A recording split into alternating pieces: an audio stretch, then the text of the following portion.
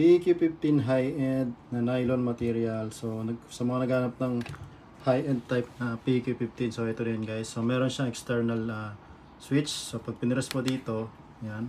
So pwedeng ganyan, pwedeng slow blink.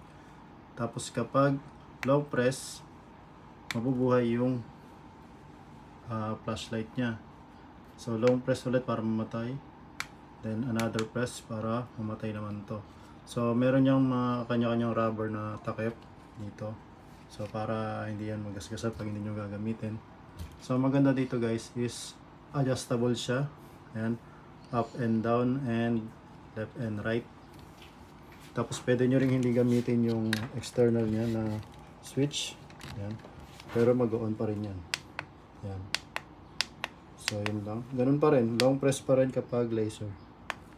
So yan. Ganun lang guys. So long press para mamatay. So maganda siya guys kasi mabigat siya. Saka nylon type na material. So katulad na siya ng mga nylon natin na unit.